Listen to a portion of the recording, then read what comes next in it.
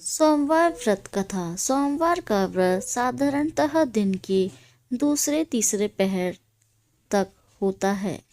व्रत में फलाहार या प्राणायाम का कोई खास नियम नहीं है, किंतु यह आवश्यक है कि दिन रात में केवल एक समय भोजन करें। सोमवार के व्रत में शिव जी पार्वती जी का पूजन करना चाहिए। सोमवार के व्रत 3 प्रकार के हैं। साधारणतः व्रत प्रति सोमवार, सौम्य प्रदोष व्रत और 16 सोमवार व्रत। तीनों की विधियाँ एक जैसी है। शिव पूजन के पश्चात कथा सुननी चाहिए। प्रदोष व्रत 16 सोमवार कथा तीनों की अलग अलग है।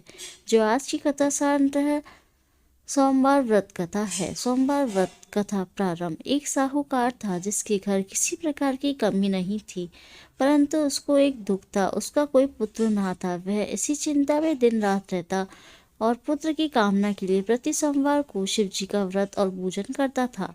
सायंकाल को शिव मंदिर में जाकर के शिव जी पर दीपक जलाया करता था। उसके भक्ति भाव को देखकर एक समय श्री पार्वती जी ने शिव जी महाराज से कहा कि यह साहूकार आपका अनन्य भक्त है और सदैव आपका व्रत और पूजा श्रद्धा से करता है।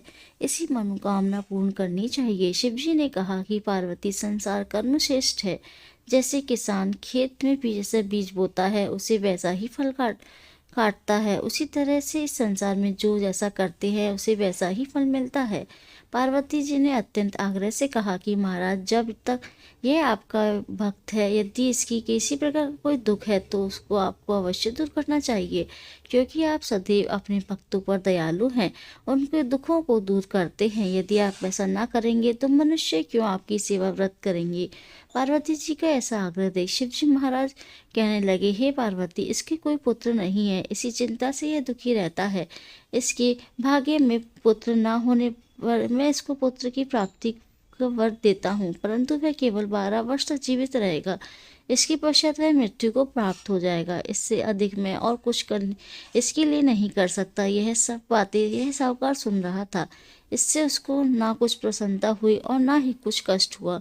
वह पहले जैसा ही शिवजी महाराज का व्रत और पूजन करता रहा।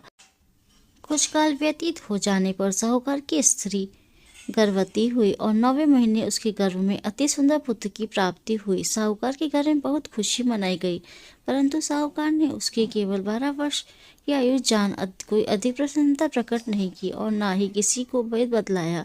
जब वह 11 वर्ष का हो गया तो उस बालक की माता ने उसके पिता से विवाह आदि के लिए कहा, परंतु वह साहूकार कहने लगा कि मैं अभी इसका विवाह नहीं करूँगा और काशी जी पढ़ने के लिए भेजूंगा। फिर साहूकार ने अपने साले अर्थात उस बालक की मामा को बुलाया, उसको बहुत सा धन देकर कहा, तुम इस बालक को काशी जी पढ़ने के लिए ले जाओ और रास्ते में जिस स्थान पर भी जाओ यज्ञ करो और ब्राह्मणों को भोजन कराते जाओ। वह दोनों मामा और भांजी सब जगह यज्ञ करते और ब्राह्मणों को भोजन कराते जा रहे थे।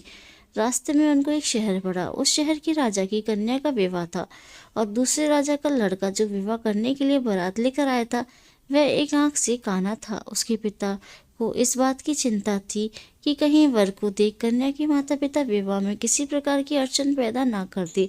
इस कारण जब उसने अति सुंदर सेठ के लड़के को देखा तो मन में विचार किया कि क्यों न शादी के कपड़े पहनाकर इसको विवाह के लिए ले जाएं। फिर उसको वर के कपड़े पहना और घोड़ा चढ़ा ठुकाव पर ले गए और बड़ी सुंदरता से यह सब कार्य हो गए। वर के पिता ने सोचा कि यदि विवाह कार्य भी इसी लड़के से कराया जाए तो क्या बुराई है। ऐसा विचार कर लड़के और उसके मामा से कह दिया कि यदि आप फेरों कन्यादान का काम भी करा दे तो आपकी बड़ी कृपा होगी और हम इसके बदले बहुत कुछ धन देंगे।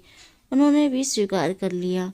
विवाह कार्य तो बहुत अच्छी तरह से हो गया, परंतु जिस समय लड़का जाने लगा तो उसने राजकुमारी की चुंदड़ी के पल्ले पर लिख दिया कि तेरा विवाह तो मेरे साथ हुआ है, परंतु राजकुमार के साथ तुमको भेजेंगे। वह एक आंख का काना है, मैं तो काशी जी पढ़ने जा रहा हूँ। उस राजकुमारी ने जब चुनरी पर ऐसा लिखा हुआ पाया तो उसने राजकुमार के साथ जाने से मना कर दिया और कहा कि यह मेरा पति नहीं है।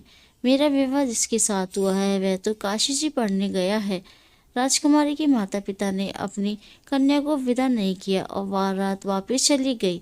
उधर वह सेठ का लड़का और उसका मामा काशी जी पहुंच गए। वहां जाकर उन्होंने यज्ञ करना और लड़के ने पढ़ना शुरू कर दिया। जब लड़के की आयु 12 साल की हो गई तब एक दिन उन्होंने यज्ञ रच रखा था कि लड़के ने अपने मामा से कहा, मामा जी आज तो मेरी तबीयत ठीक नहीं है। मामा ने कहा, अंदर जाकर सो जाओ। लड़का अंदर जाकर सो गया और थोड़ी देर में उसके प्राण निकल गए। जब उसके मामा ने आकर देखा तो वह मुर्दा पड़ा है तो उसको बहुत दुख हुआ और उसने सोचा कि मैंने अभी रोना पीटना मचा दिया तो यज्ञ का कार्य अधूरा रह जाएगा। अतः उसने जल्दी से जल्दी यज्ञ का कार्य समाप्त कर ब्राह्मणों के जाने के बाद रोना पीटना आरंभ कर दिया। स्वयं वश उसी समय शिव पार्वती जी उधर जा रहे थे। पार्वती जी कहने लगी, महाराज कोई दुखिया रो रहा है, उसके कष्टों को दूर करें। तब शिव जी बोले, इसकी आयु इतनी ही थी, सो भोग चुका। पार्वती जी ने कहा कि महाराज कृपा करके उस बालक को और आयु दो, नहीं तो उसके माता पिता तड़प तड़प कर मर जाएंगे। पार्वती जी के इस प्रकार बार बार आग्रह करने पर शिव जी ने उसको जीवन दान दिया और शिव जी की कृपा से लड़का जीवित हो गया। शिव जी पार्वती जी के इलाज चले गए।